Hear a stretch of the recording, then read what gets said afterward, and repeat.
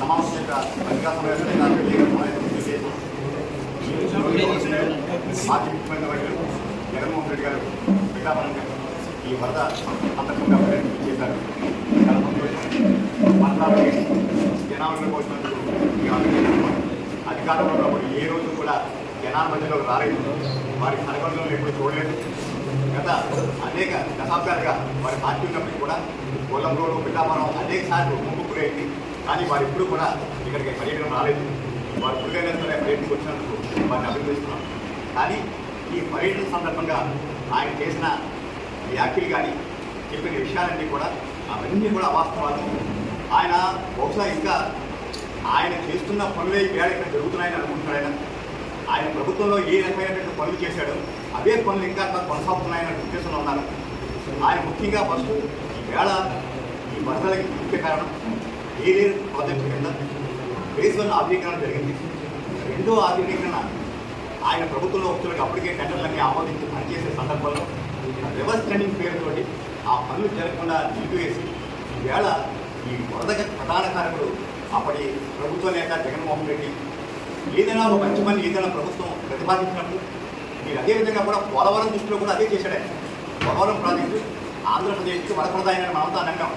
ప్రత్యేక రాష్ట్రం విడిపోయి ప్రత్యేక ప్యాకేజ్ ఉన్నప్పుడు కూడా పోలవరం మనం రక్షిస్తుందంటే దాన్ని కూడా రివర్స్ ట్రెండింగ్ పేరుతోటి ఏ రకంగా అయితే ఆయన పోలవరం ప్రాజెక్టుని నాశనం చేశారో అదేవిధంగా కూడా ఈ శుద్ధగడ్డ దాని కావచ్చు, గుడ్డిగడ్డి కావచ్చు, ఈ ఫేజ్ 2 ప్రాజెక్టు టెండర్ల అయినప్పటికీ కూడా మీరు ప్రభుత్వంలో వాటిని రద్దు చేసి ఆ పనులు జరగకుండా చేసి ఈవేళ పూర్తిగా అవసరాలు మాట్లాడుతున్నారు.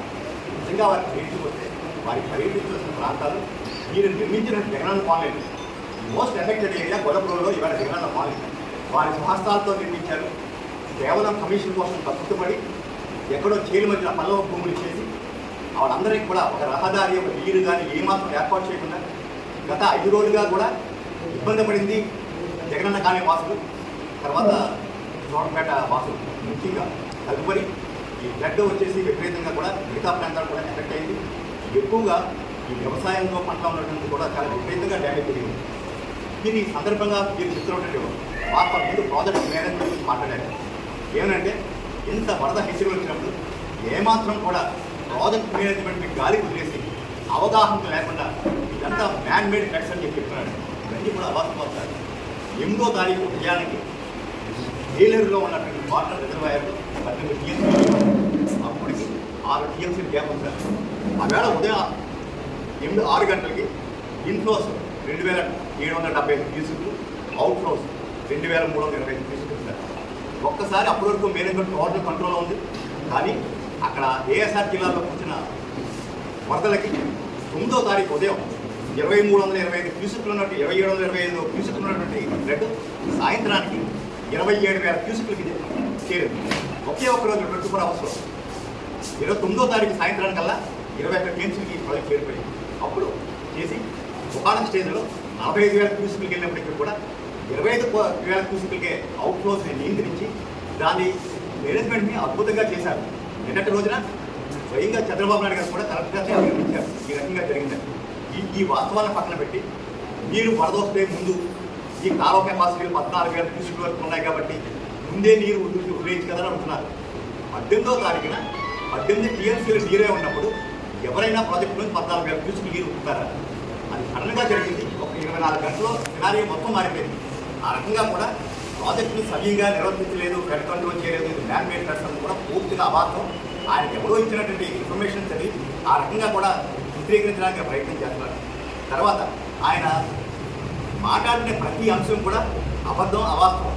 ఎందుకంటే ఆయన చెప్తారు సార్ వాలంటీర్ వ్యవస్థ లేదు, పెన్షన్లు ఇవ్వలేదు, ఈవేళ ఏమంటారు ఈ క్రాప్ నమోదు అవ్వలేదు, లేకపోతే సచివాలయంలో స్టాఫ్ పనిచేయట్లేదు చెప్తున్నారు. ఇవన్నీ అవాస్తవాలు. ఈవేళ వాలంటీర్ వ్యవస్థ లేకపోయినా గడిచిన 3 నెలలుగా 1వ తారీఖున 95% పెన్షన్ జరిగింది. ఆశ్చర్యం, మన రోజున 1వ తారీఖు సెలవు వస్తే 31వ తారీఖుని రాష్ట్ర వ్యాప్తంగా వర్షాలు కురిసినా కూడా పెన్షన్లు 31వ తారీఖున ఇవ్వడం జరిగింది. అదేవిధంగా ఆయన ఆరోగ్యశ్రీ గురించి మాట్లాడతారు. ఆరోగ్యశ్రీ ఈయన మార్చిలో ఉండగా హాస్పిటల్ అన్నీ కూడా నేను వైద్యం చేయని నిరాకరించి మానేశారు. వాళ్ళు ఈవేళ బాకీలు ఉన్నాయి, ఆరోగ్యశ్రీ చేయట్లేదని చెప్తున్నాడు. ఆయన ఆ పాలనలో జరిగినవి. తర్వాత విద్యాదీవెన అంటాడు. విద్యాదీవెన ఎప్పుడు వేస్తారండి? జనవరిలోనూ జూన్లో వేశారు, ఆయన వేశారు. తప్పకుండా ఈవేళ పాలసీలు అన్నీ కూడా రివ్యూ జరుగుతున్నాయి. గతంలో ఏమైతే ఈయన పెన్షన్ విషయంలో కూడా అదే చెప్పాడు, ఈ వాలంటరీ వ్యవస్థలో మీకు పెన్షన్ రావు, ఈ గవర్నమెంట్ పెన్షన్ ఇవ్వదని చెప్పారు. ఈవేళ 3 నెలలుగా ఏ రోజు కూడా డిఫాల్ట్ అవ్వకుండా ఒక రోజు ముందే పెన్షన్ ఇంప్లిమెంట్ చేశారు. అలాగే ఇక్కడ ఈ క్రాప్ నమోదు కాదని చెప్తున్నాడు. ఆయన ఎవరు చెప్తున్నారు వాస్తవాలు? మేము నిన్న మొన్న టోటల్ వెరిఫికేషన్ చేస్తాం, అతి తక్కువ స్థాయిలో నాకు తెలిసి 5 to 10% మాత్రమే ఇంకా ఈ క్రాప్ నమోదు కావాల్సి ఉంది. కొన్ని చోట్ల 10% ఈ క్రాప్ నమోదైంది. మేము బీఆర్ వాళ్ళతో కానీ ఎంఆర్ వాళ్ళతో కానీ ఏ ప్రాంతంలో పర్యటించి వాళ్ళందరూ కూడా సూచన చేయడం జరిగింది. ఈ క్రాప్ నమోదు చేయండి, రైతుకి ఎటువంటి సహాయం చేయలేదు. అది టాప్ ప్రయారిటీ నాకు తెలిసి 90% ఈ క్రాప్ కంప్లీట్ అయింది. ఆయన ఏం చెప్తారు, ఈ క్రాప్ లేదంటాడు. ఇంకో విచిత్రం, అసలు ఈవేళ వీళ్ళు ఇన్సూరెన్స్ కట్టలేదు, వీళ్ళకి రైతుకి ఇన్సూరెన్స్ రాదు అంటున్నాడు. ఆయన చేసిన తర్వాత గత 2 సంవత్సరాలుగా ఒక్క రూపాయి రిమూవ్ చేయకుండా ఏ రైతుకి కూడా సహాయం చేయకుండా ప్రభుత్వం ఆయన ఏమనుకుంటాడంటే ఆయన ప్రభుత్వంలో జరిగింది ఇప్పటికీ జరుగుతుందని అనుకుంటున్నాడు. అవన్నీ వాస్తవాలు కాదు. తర్వాత జనాన్ని ఎక్కడా మూవ్ చేయలేదు, షిఫ్ట్ చేయలేదు, క్యాంప్ పెట్టలేదు అంటారు. ఎందుకు పెట్టలేదు? 10 చోట్ల పెట్టాం. ఎక్కడెక్కడైతే ఇబ్బందులు ఉన్నాయో అన్నీ స్వయంగా చేసాం. ఇంత పెద్ద ఎత్తున ఫ్లడ్స్ వచ్చాయి. ఎక్కడైనా ఒక పశువు కానీ ఒక దూడ కానీ మన ఇక్కడ సంఘటన దృష్టికి వచ్చిందా సార్? మొత్తం యానిమల్ అదే హస్బెండరీ డిపార్ట్మెంట్ కూడా అన్ని చోట్ల కూడా స్పెషల్ టీమ్స్ పెట్టాం. ముందు ఫ్లడ్ అలర్ట్ అయినట్టునే దూడలన్నీ కూడా గవర్నమెంట్ మార్చడం జరిగింది. మేము రోజు ముందు వెళ్తే నరసింహపురంలో అప్పటికప్పటికి సాలలో 3 గేదెలు ఉండిపోయాయి, 3 మనుషులు ఉండిపోయారు. ర్యాపిడ్ ఎన్డీఆర్ఎఫ్ టీం వచ్చి 3 మనుషులు దూడ పరిస్థితి చేయడం జరిగింది. ఈ రకంగా చేసాం. రిలీఫ్ క్యాంపులు పెట్టలేదని కూడా వాస్తవం పూర్తిగా పెట్టడం జరిగింది. వారు విజిట్ చేయవలసింది జగనన్న కాలనీ. వీరు నిర్మాణం చేసి ఎక్కడో వెళ్ళి పర్యటన చేయడం కానీ నిజంగా ఎక్కడ నష్టం జరిగిందో, ఎవరి మూలంగా జరిగిందో అవన్నీ కూడా వారు పరిశీలించారు. ఈ వాస్తవాలకి వారు గతంలోనే ఉన్న తర్వాత ఇంకొక ఫస్ట్ నుంచి ఈవేళ పట్టణంలో కాలుమొక్కలను మోపరించి ఒప్పినట్టు అడుగుతున్నారు. 3 నెలలైంది పవన్ కళ్యాణ్ సార్ ఎన్నిసార్లు వచ్చారు. బ్లడ్ వచ్చి 5 రోజులైంది పవన్ కళ్యాణ్ సార్ వచ్చారు. బ్లడ్ వచ్చిన మొట్టమొదటి చూడిన మా అధ్యక్షుడు రాష్ట్ర ఉప ముఖ్యమంత్రి అయినటువంటి పవన్ కళ్యాణ్ గారు మొట్టమొదటి రోజున ఈ పిఠాపురం ఫస్ట్ పశుగ్రాసం డిస్ట్రిబ్యూషన్ కాన్స్టిట్యున్సీ పిఠాపురం ఇప్పటి వరకు 100 టన్నుల పశుగ్రాసాన్ని కూడా మేము సప్లై చేశాం. 3 నెలల అధికారం కోల్పోయి ఈవేళ ఏదో భ్రమంలో బతుకుతూ లేని అవాస్తవాల్ని వాస్తవాలుగా చిత్రీకరించి మీరు ప్రయత్నం చేశారు. ఇవన్నీ కూడా వాస్తవాలను ఖండిస్తూ జరిగింది తీవ్ర నష్టం. అసెస్మెంట్ జరుగుతుంది. మీరు ఆశ్చర్యపోతారు. ఇప్పటి వరకు కూడా ఈ ఫ్లడ్లో 136 గంటలు పూరించడం పడ్డాయి. ఇవన్నీ కూడా ఎంట్రీ చేసాం. ఇవాళ టోటల్గా వాటర్ తగ్గుతుంది. మొత్తం టోటల్ ఇవన్నీ అసెస్మెంట్ చేసి తక్షణం పంపమన్నారు. అధికారులంతా కూడా చాలా అప్రమత్తంగా ఉన్నారు. ఎస్టిమేట్లన్నీ కూడా తయారవుతున్నాయి.